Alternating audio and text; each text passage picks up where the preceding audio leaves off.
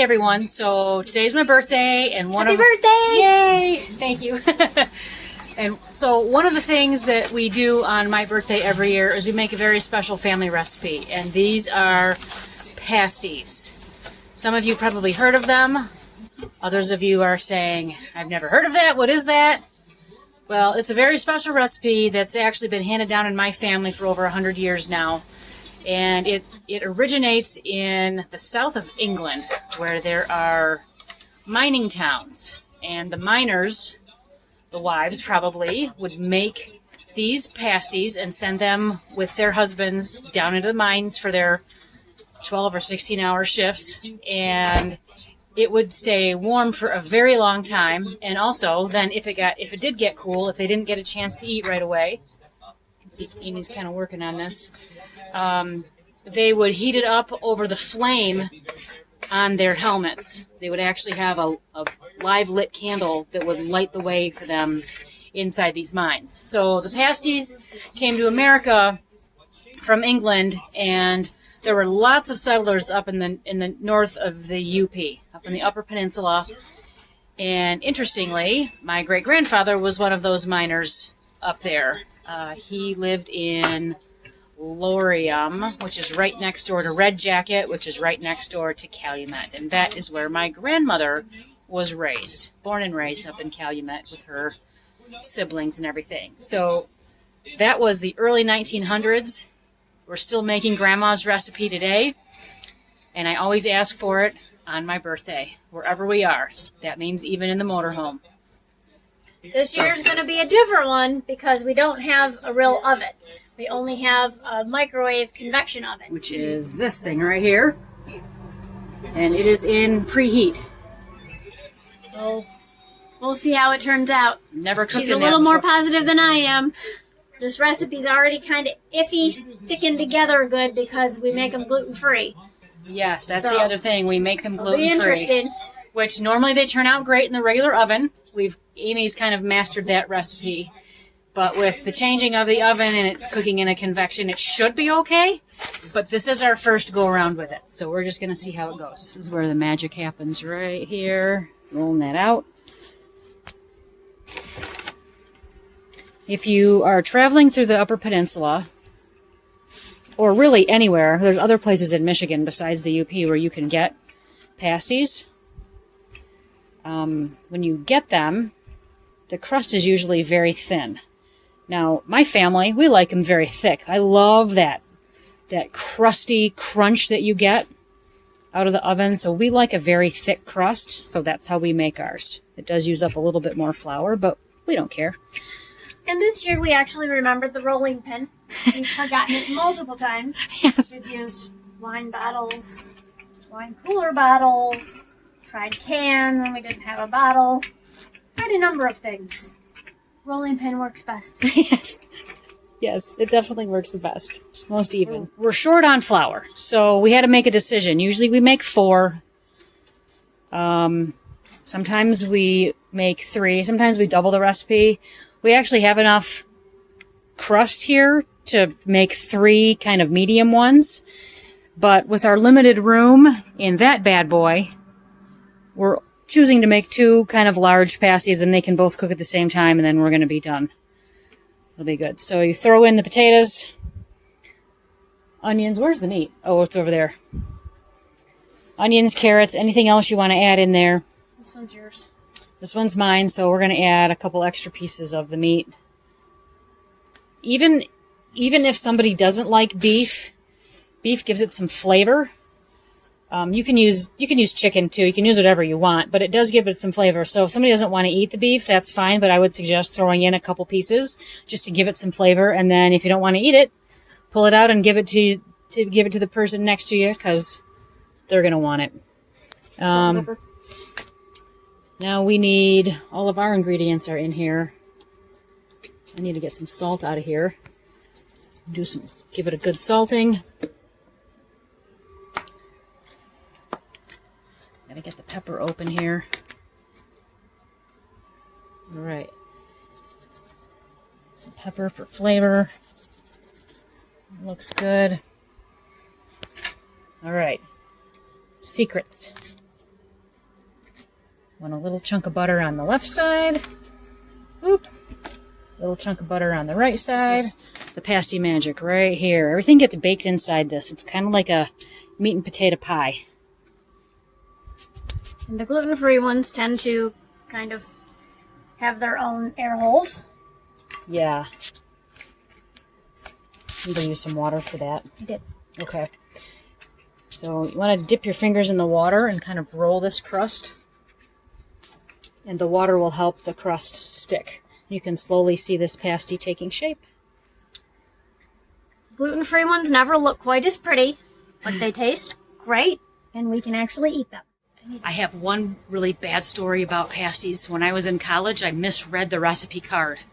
Instead of a teaspoon of salt into the crust, or 2 teaspoons of salt into the crust, I put 2 tablespoons. Oh, they were terrible. Absolutely terrible. But you know what? I was a broke college student. I had spent some money on these ingredients and I had spent some time, so I ate them anyway. I don't know. You can tell they were disgusting. I've never forgotten it. I drowned them in ketchup, which we'll talk about that debate in a little while. Magically, it hopped itself right into the pie dish. We use the pie dish. That is huge. I'm not sure we've ever made a bigger pasty than that. Ever. That feeds a family of 4. Well, this is how we do it. This time. Right? Every time is a little different? Every time is a little different. All right, we're going to repeat the process. You repeat this no matter how many pasties you're making. You repeat this. And then we'll bring it in here in a couple minutes when they're completed.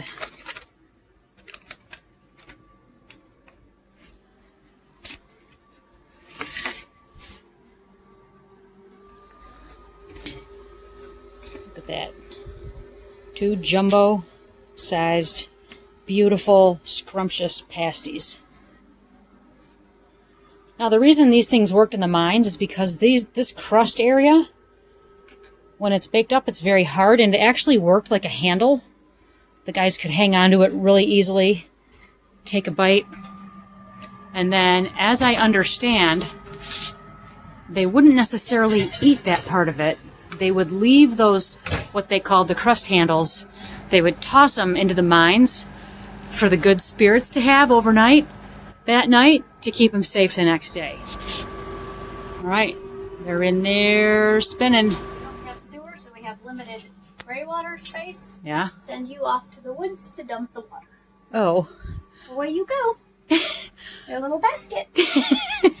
Well, I guess I'm going out to the woods to dump the water. Those of you who watched the poop trolley video will know why we sent Amy to the woods to dump the water, to not take up any gray water space. And if you haven't watched the poop trolley video, watch it. While the pasties are cooking, we decided to take a little walk around the campground. We've got all kinds of cool RVs to see. Oh no, can you hear me? Can you hear me? Can you see me? It's kind of dark. Look at it. Look at the little baby. Baby, little baby. And there's Lila pulling. All right. Checking out the campground. Come on, Lila, let's go. Oh, 5 minutes till pasty time. Is your mouth watering? My mouth is watering. Oh yeah, baby. Cook them up real good. She asked me what I want to drink with my pasties. Well, there is no other drink to have with pasties other than ginger ale. Zevia ginger ale, of course. Oh yeah, Zevia ginger ale. But if you don't drink Zevia ginger ale, just pick up a Verner's. You know, made in Michigan. Ginger ale. Hey, get out that Zevia ginger ale. What does that thing look like? Let's show everybody. We love this pop. Yes, we call it pop. Soda. Here. Zevia. It is stevia sweetened, no colors. It's clear. Every flavor is clear because they don't color it with anything.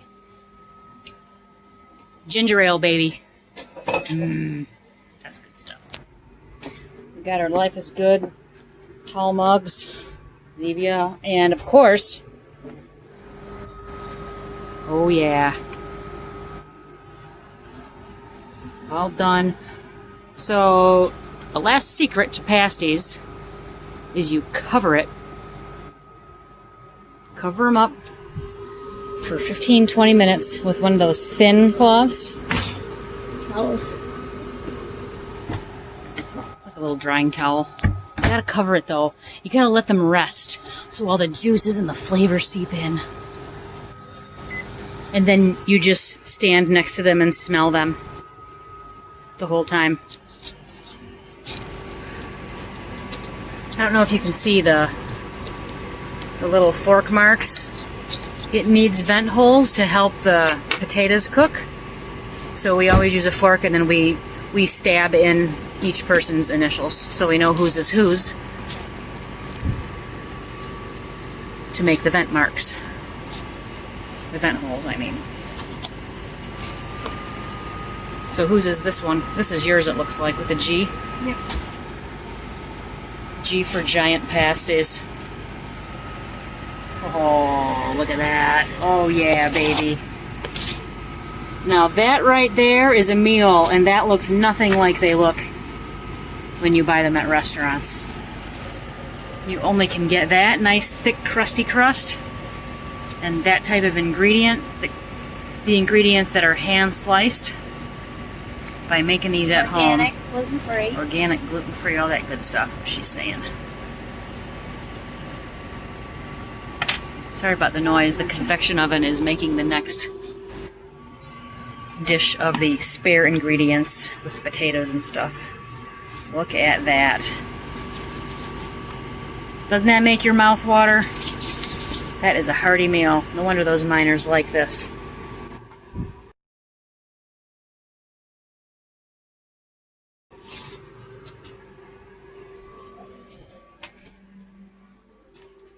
Yes. So the great debate in the world of pasties is ketchup or gravy. My choice is obvious. It's ketchup. Amy usually likes gravy, but we don't make it with gravy, so she'll usually go with nothing. She might have a little bit of this. Nope. Ketchupless. Ketchupless? Ketchupless.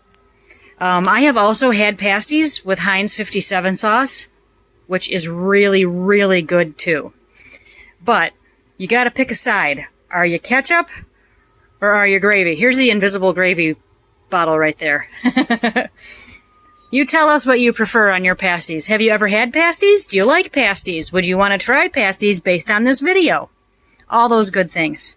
Let us know in the comments. Leave us a comment. What's your favorite recipe? No, I can't send a bite of pasty through the screen into your mouth. I would if I could. It's very good. Crunchy. Fresh is crunchy and chewy. Potatoes melt in your mouth. Look at that.